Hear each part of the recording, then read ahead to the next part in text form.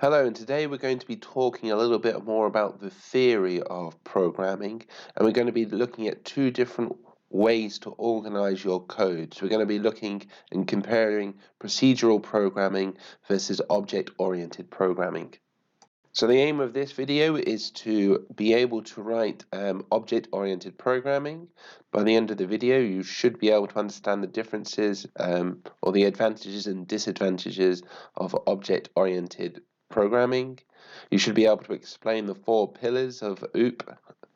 You should be able to explain the differences between arrays and objects. So we're going to be talking a little bit about object-oriented programming with PHP and the difference between an array that you may use in procedural programming and an object that you would use in object-oriented programming. And then you are going to be able to write a class in object-oriented programming. So you're going to be able to use class to write an object. The first thing that we need to talk about is the different ways that you can organize and structure your code. Each way solves the problem that you're trying to code in a different way, and therefore gives different advantages and disadvantages.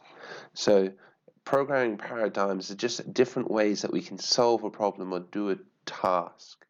So we have a number of different ones. So procedural, object-oriented, logical programming, and functional programming. To get a better idea of this, what we're going to be doing today is we're going to be comparing procedural programming with object-oriented programming. Before we start giving examples to clearly see the difference between procedural and object-oriented programming, I want to talk a little bit more about the theory. So procedural programming, this has been our current method of programming. It has a top-down approach, which means it starts from the top and then execute the sequences instructions as it goes down. It's divided into variables, arrays, and functions. So you'll create a function and then just call the function, and your code will bounce around all these different functions. So the strengths and the weaknesses of it, well, it's relatively simple to implement. When you first start programming, most people start off with this kind of programming. It's because it's an easier way to track the programming flow as you go from the top to the bottom. You also need less memory than object-oriented programming, and you'll see why later on. The weaknesses, one of the biggest problems is that data can be accessed by the whole program, so the data is less secure. There's more likelihood of doing intentional or unintentional error. As the project gets bigger, as you add more functions, it gets harder to track the program flow. So when you start making really big projects, it can be quite difficult to find an error in one of your functions. Or if you change or extend a function, it may also create errors within old functions, and it will be hard for you to track where that problem is. So let's have a look at object-oriented programming. So the most important thing is that everything is put into an object. So this is a little box where all of the variables and functions are placed inside. So unlike procedural, where you go down the list and then you call a function, what we do is we create boxes and we put all our variables, all our functions within the box, so it's more organized and we can see what each box does very clearly. So again, let's have a look at procedural. So if we have like a global data, it starts at the top, and then we call function 1, and the function 1 has its own local data. It finishes executing, goes back to global data. Global data then calls the second function. Maybe within the second function, a third function is called, and this continues. So that's procedural. However, in object-oriented, we have object 1. That object 1, if we're doing a game, could be characters. The local data of the characters could be hit points. It could be gender. And then the local functions, so these are the things that the character can do. For example, maybe attack or walk. So within that one object, we have all the information about the character and all the actions that the character can do. Maybe the second object could be monsters. So again, all the local data about the monsters, and then the functions on what can we call for that monster? What are the actions that monster can do? Then these objects then interact with each other to create the code or the flow of the code. Importantly, we have different names. So even though I started off saying that the variables and functions are within, we don't call these in object-oriented programming. So instead of saying the variables, we call them the attributes. And instead of saying functions, we call them the methods. But they mean the same thing. In fact, we'll be using the same word, function, when we make a method within our object-oriented. So importantly, the differences are we create these objects, and then these objects interact, where in procedural programming, we start from the top and then we do it by sequence. So this, again, as we saw before, gives advantages and disadvantages when you're programming. And now we're going to talk a little bit about what those advantages and disadvantages are. Okay, so I think the best way for us to really understand procedural versus object-oriented programming is to have a look at some of the examples. So here we have in PHP making a character in a game. I've put an associative array at the top to store my information. What this means is that we have an index value that we can use to look up information. So for example, if I said character name, what that would display is Bill. If I say character is dead, that would display false. I then have two functions. One function is called rename character. The other one is damage. So we have some questions here. What I would like you to do is see if you can answer the questions. Here for number 3, the test information is here. What I would like you to do is have a think about what will be displayed if I run this. Don't worry about the BR. That was just for me to put each of the outputs on a different line. So stop the video now and try and answer some of the questions. Okay, so hopefully you've paused the video and answered the questions, so let's go through them. So the data structure for our character is an array. This is important to understand because object-oriented programming stores the information in a very different way. So it's important to understand the way it stores information. What do the functions do? The reason why I've asked this question is because of the language. Do remember that in object-oriented, we won't call them functions, we're going to call them methods. So in this, we have two functions. The first function renames the character, and the second function changes the damage. Importantly, I want to draw your attention to this little and sign here. What this does is it passes the reference of the array rather than the values.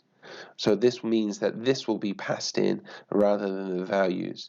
So this will enable us to change the value within the array, because what we have is the reference point. Don't worry too much about that, but it's just important to know if you want to start changing arrays within functions. What is the output for each of the tests? So the first one here, this will output Bill, because our name of the character is Bill. This function, again, is going to change the name to Bob. So now our character's name is Bob. This will be echo Bob here. This will change our character's name to Fred here. This will echo Fred.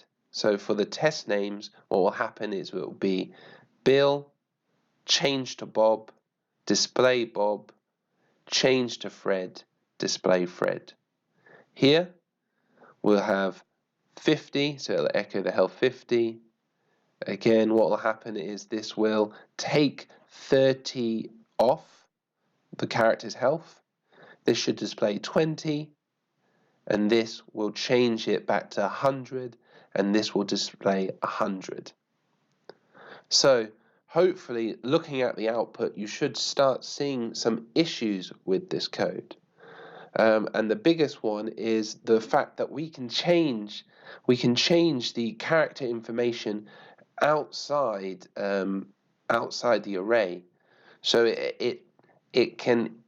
it's very easy to intentionally or unintentionally change this information.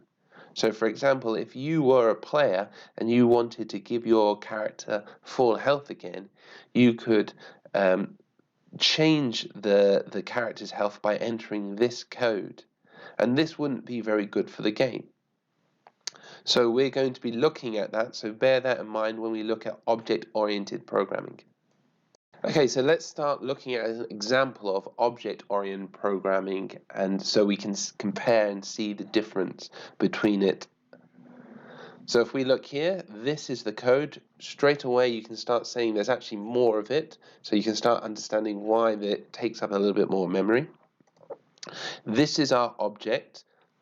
So within there we have all the information regarding characters. Now when I say it's a box that contains all the information, you also have to start thinking of it as a template. So for example, at the bottom here, this creates our object. So we make a name here, the name of our object, and then we call the object or the class information, and we use this information to put into our attributes.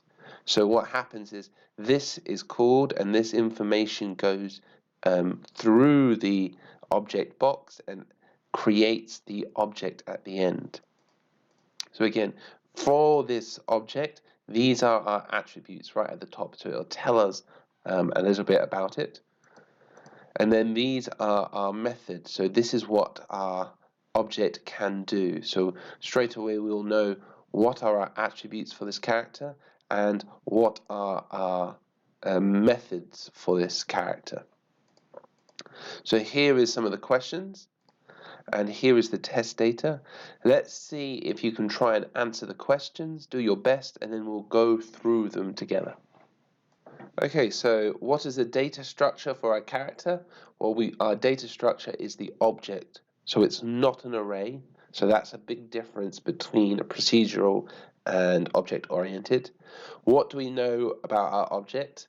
Well, one of the great things about object-oriented programming is that we don't really need to look too far into we don't need to look in such great detail to know a lot about our object. So straight away we know our attributes, so we know what information is contained, and then we know what it can do within the methods. So all we need to know to get a good understanding of what our object is to read here, and then to read the description of what each method can do. So we don't need to go too far into the code to understand a lot about our object. So we know it has a name, health, is dead, and weapon attributes, and we know that we can display the name, we can rename the character, we can display the health, and we can change the damage. So we don't even need to look at a lot of the code to understand that about our object. So what is the output for each of the tests? Well, from the first one, echo elf name, well, that could display James, but because we're trying to access the information directly from our object, it will display an error.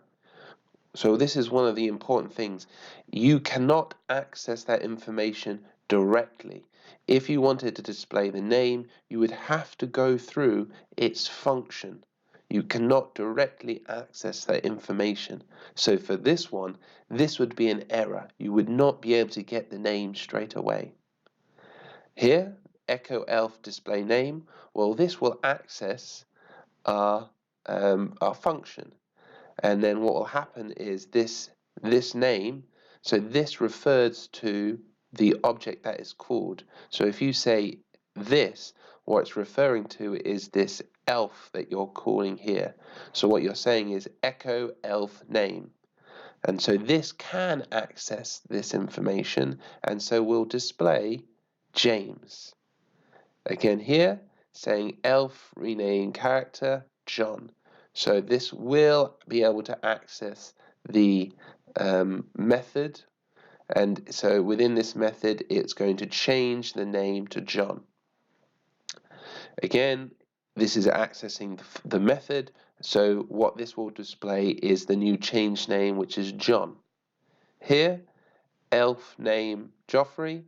This will not be able to change the name because it doesn't have direct access, so this will create an error.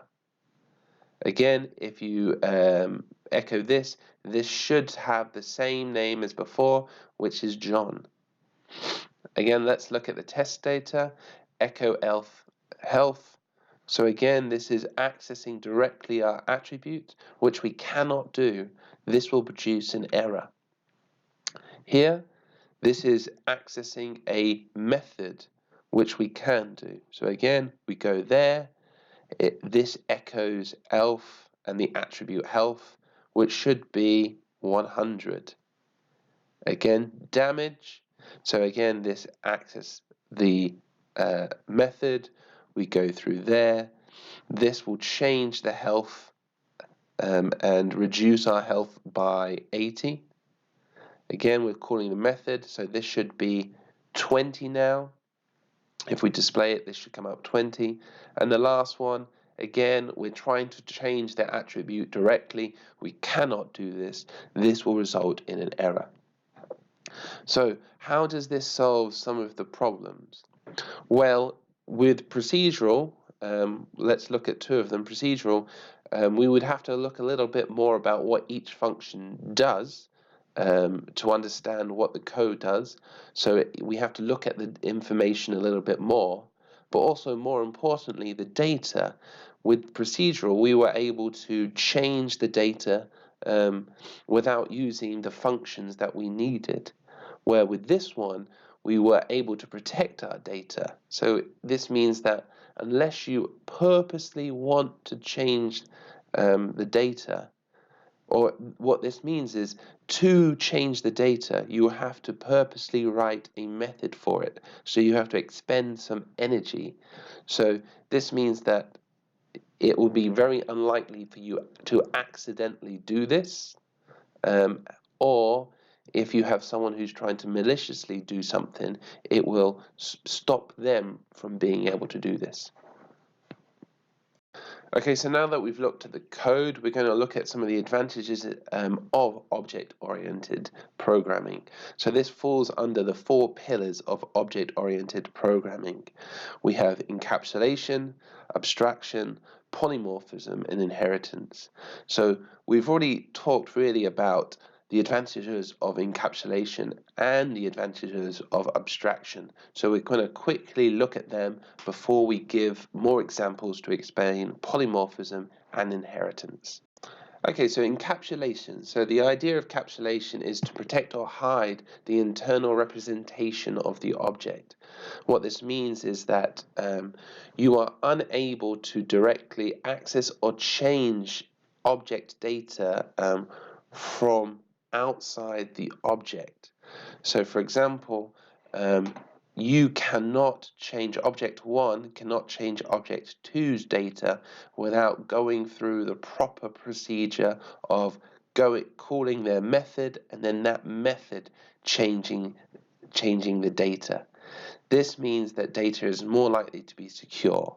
It's very unlikely for you to access the wrong data or unintentionally change that data, because for you to change that data, you need to create a new method. The idea of abstraction is it hides the complexity of the code. So if you go back to our example, you would remember me repeatedly saying that we understood the attributes very clearly and the methods. So the idea of object-oriented programming is that these are the only pieces of information that you really need to understand the object. You don't need to look too far into the code to understand how the methods work. All you need to understand is what are the objects, what are the attributes of this object, and what are the methods that this object can do. Okay, so importantly, when you're doing this, you need to make sure that when you're creating objects, you need to make sure that all the attributes are relevant to that object. So, for example, in our character, we had the weapon information. Now, if we started adding more attributes to the weapon, it could actually make the object1 character information too complex. And so what we could have done is we could have created a second object called weapon information and add further attributes to that. So the idea here is just to make sure that your object is very simple to understand. It removes the unnecessary complexity. So later on, it's very easy to reread your code and understand what it does. This may result in creating more objects. So again, it explains a little bit more about why object-oriented programming can take more space than procedural programming. Okay, so hopefully you now understand the idea of encapsulation, which is to kind of make sure that you protect the data or hide the internal state of your object, and the abstraction, which is to kind of remove the unnecessary detail, so that it's very easy to understand the essence of the object. So let's now look at polymorphism and inheritance. Okay, so let's try and look at another example of object-oriented programming, and in this code we're trying to make weapons in a game. So if we look at the code, we have two object templates, and we know this by the class keyword here. The first one is called sword, and the second object class is called element sword. The sword object has one attribute called damage and one method called attack.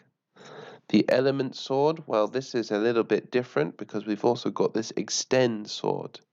So what this does is it actually takes the attributes from the sword object as well. So this sword attribute gets extended into this second object. So in fact, the element sword has three attributes. It has element, extra, and damage. The method here is attack, so we know it has one this method, and then we've created two objects. One object is called sword, the other one is called iSword. So remember, to actually create objects, you do need to use this. You do need to write some code to execute the object template. I also think now is the right time to talk about this construct function here, because in this example you have one object that doesn't have it and one object that does have it. And you can see the difference when we're calling it. So in this object, we're actually adding attributes to our object from outside, where in this object we are not. Our attribute is added within inside the object. So what the construct does is it automatically runs a code, it automatically initiates the code when you create the function. So you don't need to call it, it automatically does it. And in this one, what we're doing is we are just assigning the values that we've entered here. So we have ice goes into there, 50 goes into there, and then we're adding it onto our attributes here. Where if we look at the first one, we just add our attributes automatically, so we don't need to create a function that does that for us. Okay, so now that you understand the code a little, I would like you to try and answer the questions. So we have some questions here, and we have the test output. So stop the video and see if you can answer all these questions, and then we'll go through it together. So hopefully you stopped the video and you've answered the questions. How many objects have been created? Well, we've created 2 objects here. One object using the sword object template, and the second object using the element sword template. Our first object is going to be called sword, and our second object is going to be called iSword. What is unusual about the methods? Well, we have the first method, which is called attack, and we have the second method, which is called attack. So in procedural programming, you wouldn't be able to use the same name for different methods. However, for object-oriented programming, because it's located within an object, you can create the same name for the same for different methods, and it won't produce an error because you'll have to call the object first and then the method if you wanted to call it. What would be the test output? Well, if we've got sword attack, again we're using the sword, so this is the sword object. So we go here, and the output should be you have caused, and the attribute is 100, so you have caused 100. What's this one? So echo iSword. If we look at what iSword is, iSword was created using element sword. So we go to the method attack, and the output should be first you have caused 100 damage because it has the same attribute as the parent, and then you have caused and then our extra damage is 50, so it should say you have caused 50 additional damage point. So what benefit would this style of code have? Well, there's quite a couple of benefits. The fact that you can have the same name in your method, or have the same multiple name in different objects is quite useful. Additionally, the fact that you can extend attributes on could be quite useful. It could save you a lot of code if you have a base object and you use this base object to create multiple child objects. This could be very helpful. Okay, so let's look at polymorphism. So we've already actually talked about this in our example before, but now we're going to attach the essence or the meaning to the technical word. So poly means many and morph means form. So imagine that we have created an object called human, and this object has attributes and methods. So this human can speak, this human can eat, this human can move. Then we create another animal object, and this has similar attributes and same methods. It can speak, it can eat, it can move. So in object-oriented programming, we can name these methods the same because they have similar behavior. This is quite useful if we look at an example here. If we wanted to do an attack on our swords, we would first have to call the attack on one sword, and then we would have to call the attack on the second sword. With the advantages of polymorphism, if we have an array of all the objects, so we have the sword object, we have the iSword object, we can cycle through each of these objects and then call the attack. So if we have 30 objects or 50 objects, we could cycle through all the objects and then call that method. And that is what polymorphism allows us to do, because we are able to name the same methods in the same way because they have the same similar behavior. We are able to execute them and work with them in a consistent manner. And the last advantage is inheritance. So again, we've already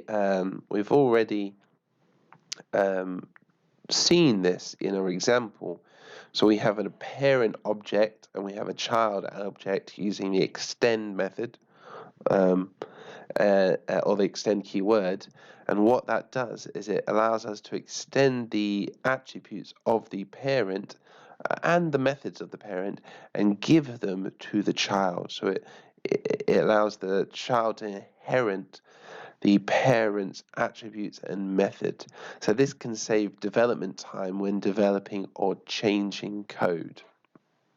Okay, so we're coming to the end of the video now. We have some concept checking questions and some exercises that you can try and do to see if you've understood the material that we talked about in the video. So the questions are: what are the 4 pillars of object-oriented programming? What is the benefit of the pillar of OOP that starts with E? Make a class called students with the following attributes: name, tutor, attendance. Make a method that changes the attendance from true to false for the student class. So pause the video and see if you can answer these questions, and then we'll go through them together. Okay, so what are the 4 pillars of object-oriented programming? We have abstraction, encapsulation, polymorphism, and inheritance. What is the benefit of the encapsulation pillar? Well, it protects the attributes from intentional or unintentional access or change. So it allows you to hide a lot of the internal state of an object, and by hiding it, it protects the attributes from being changed. Okay, so these are the exercises that you should have tried to do. So let's look at some of the answers. So here we had to make a class called students with the following attributes. So it should look like this. We have class students using the keyword class. We have our attributes name, tutor, attendance, and then it's up to you whether you had that information directly into the attributes or you built the constructor or used the construct function to attach information to those attributes. Again, the method here, to make a class, we've got this one, so you should have a function attend, and you should have used an if, else if, else to see if you could change that attribute. So again, if the attribute is yes, you need to change it to no. If the attribute is no, you should change it to yes, else change it to no. And 2 extra marks if you created 2 methods that will allow us to display the name and the attendance. So remember, we can't directly access them, so we have to get code to access them, and you needed to access them to test whether your method for attendance worked. So we've come to the end of the video, so thank you very much. And today we wrote object-oriented programming. I know there was a lot of areas that we did not cover about object-oriented programming, the keywords that we had to use, and things like this. This is because I really wanted to focus on the theory. So hopefully you understand the 4 pillars of object-oriented programming. You can understand the difference between procedural and object-oriented programming.